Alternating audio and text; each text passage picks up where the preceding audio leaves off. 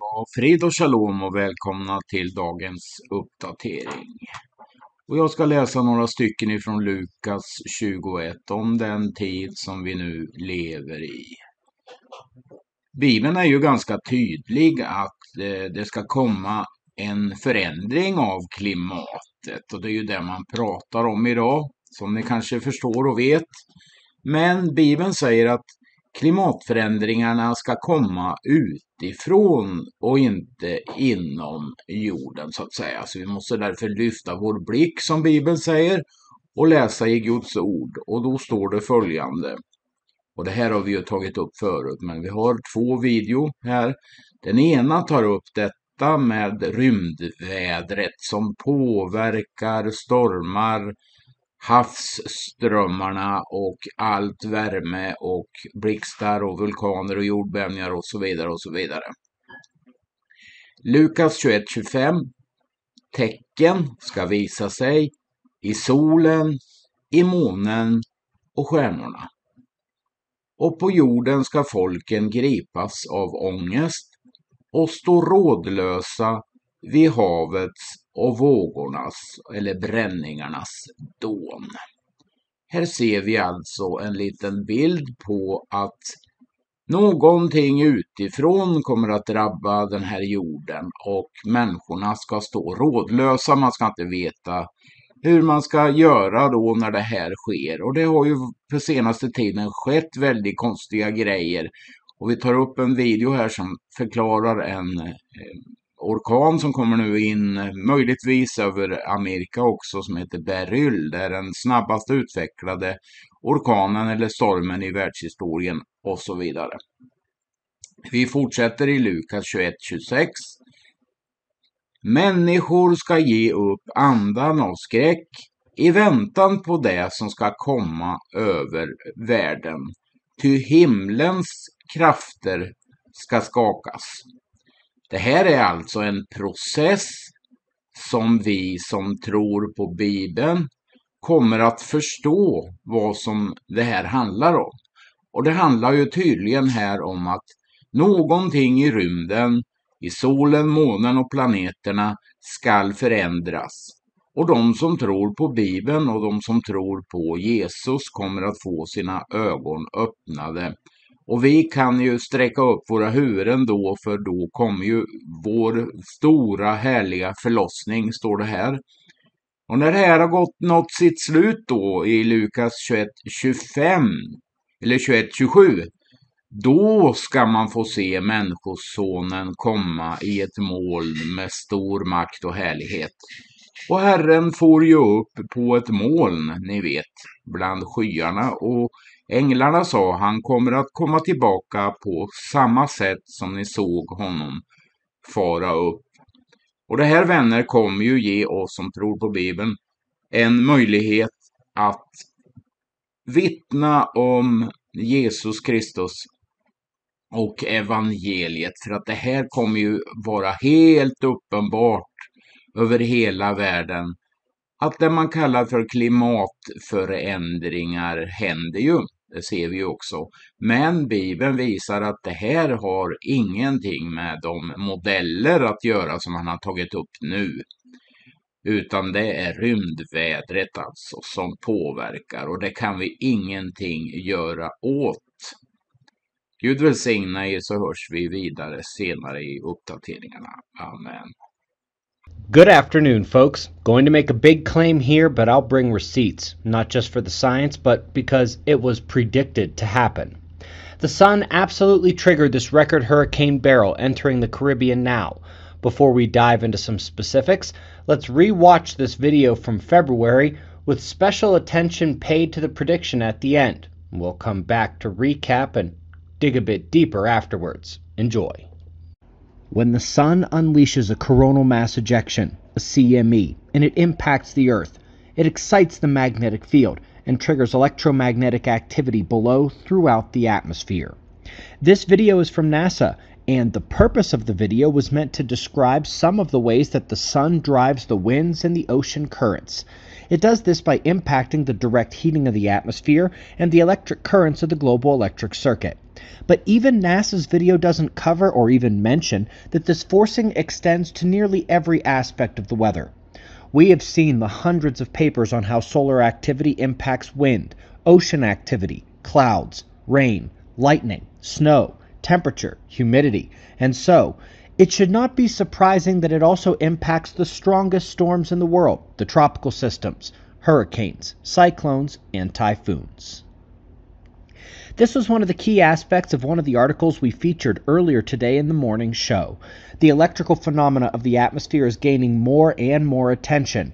Where it was once thought to all be about temperature directing pressure in the air masses, scientists now know it is a much more dynamic process.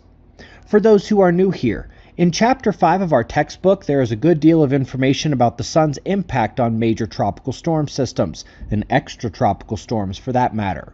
There are studies that confirm this connection with solar flares, solar wind data, solar energetic proton storms, and of course, geomagnetic storms from when the CMEs impact our planet.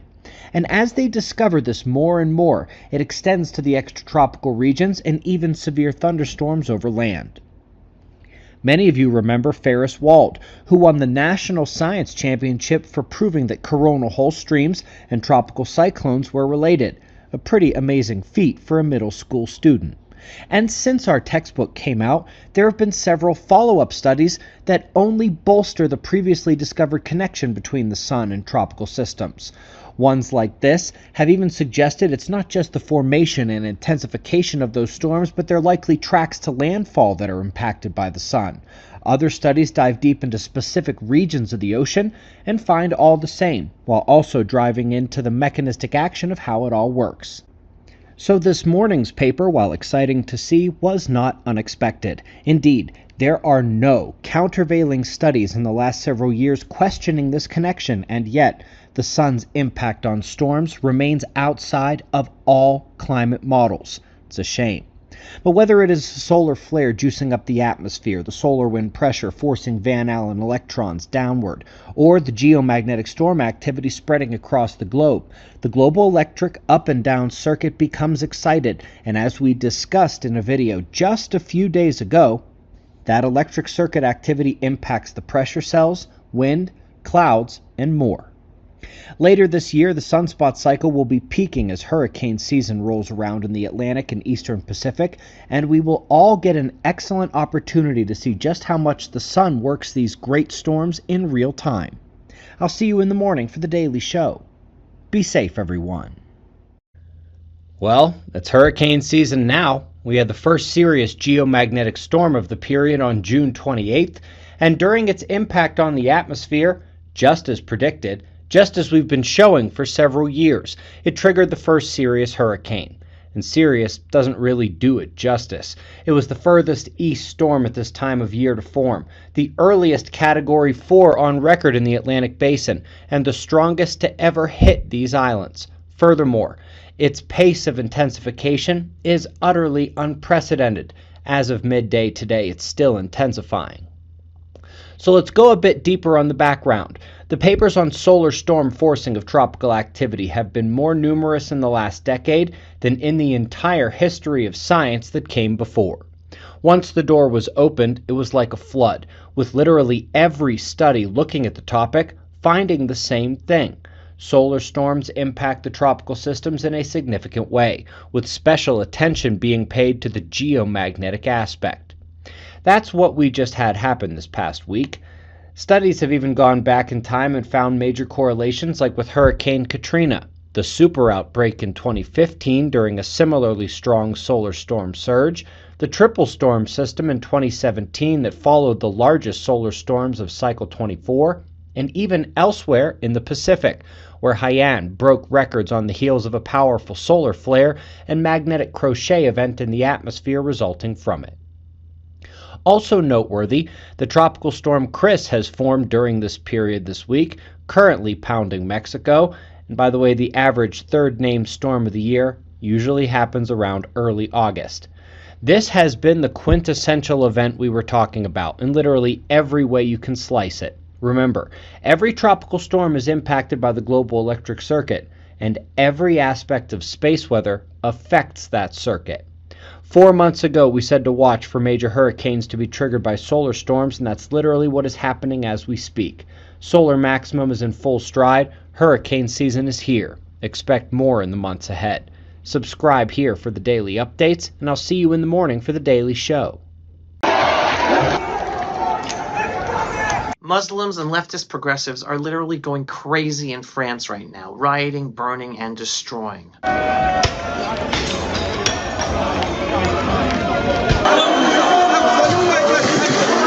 Why? Because the political left looks like it's been defeated in French elections. Why? Because French people are waking up and seeing how France is being destroyed by a growing Muslim population that is not interested in being French, but in destroying France as we know it. And it has been allowed to do this because of the leftist political parties and their policies. Yet, what headlines do we see in the press? We see this. French election riots break out as Paris descends into chaos after far-right party leads first round. And like this, shops are boarded up amid fears of left-wing riots as far-right wins first round of French elections. Don't you just love how the media treats the total undemocratic nature of the democracy-loving left? They report it as if the left and the Muslims have every right to riot and destroy their country because they are afraid of the far right, right? And then democracy and respect of democracy is thrown out the window. So now for a more realistic reporting about the situation in France without the progressive left bias, we have this. Le Pen humiliated Macron, who was practically wiped out as shops are boarded amid far left riots. But this final headline really says it all. Paris is burning. France fears civil war as left-wing sparks riots amid defeat in first round to elections. And Americans and all citizens of Western democracies should take notice. Because anytime sane political parties win elections that want to protect their countries from the growing red-green Marxist Islamist takeover and violence of Western democracies, this is exactly how the left will react and create civil war. So America, beware. Even when Trump wins the US elections, American cities are going to burn and experience BLM Antifa-like protests on steroids. Just look how the left is reacting in Paris, in France, with fires, vandalism, and destruction. And as I always tell people, the main reason to support Israel and the Jewish people is because we are the front line of the whole freedom-loving world against this emboldened Marxist Islamist revolution. Imagine how much worse the freedom-loving world would be if we wouldn't be fighting them here in the Middle East, the front line for the whole freedom-loving world. This is ultimately a battle of evil versus good that is going on, and we, the Jewish people, and the Jewish people specifically in the land of Israel, we stand up for good. Anyone who turns against Israel is supporting their own self-destruction. Now, what is the leader of the French party saying she will do if she comes to power? And I'm quoting her. Those connected to Islamist ideology must be stripped of their nationality and expelled from France. French who adopt the ideology of the enemy must be punished. Radical mosques must be shut down, and the Muslim Brotherhood will be dissolved. End quote. And that is the exact policy that every freedom-loving country and Israel must be implementing to save themselves from the Marxist Islamist goal to destroy us all. And if anyone wants to see this already happening on a low flame in the United States right now, where you see this Marxist Islamist partnership, just look at the pride parades in San Francisco and New York City, where they're screaming, "Long live the Intifada," supporting the destruction of Israel.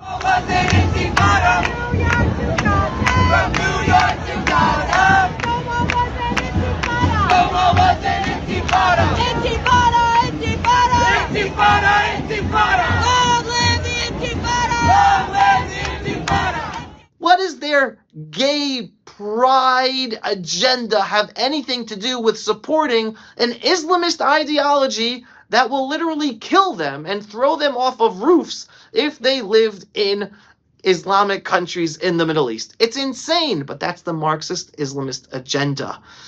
And that's what we have to stop. And we have to support Israel and the Jewish people because we are the front line against this Marxist Islamist agenda. We're going to be fine, folks. Here in Israel, we understand what we're up against. A majority of the people, we're going to overcome it. The question is if people in your country are going to wake up in time. I'm just making the warning because we're the Jews. We're the canary in the coal mine. So help us, stand up and support us because we are here helping you. If you are not yet a subscriber to the Pulse of Israel videos, go to pulseofisrael.com and click to subscribe. And if you think that these videos and these messages must be seen and heard by other people, please go visit pulseofisrael.com and click on the donate button so they can be seen. Because Facebook and Instagram and social media and YouTube, they do not like our messages getting out there, and they stop them from getting out there, even removing our stuff every once in a while. So we're seen because of your donations. So anything you're able to give, as often as you're able to, that is very much appreciated. Shalom from the eternal and ancestral homeland of the Jewish people, Israel, in our eternal, beautiful, biblical, and indivisible capital, Jerusalem, since King David's time. This is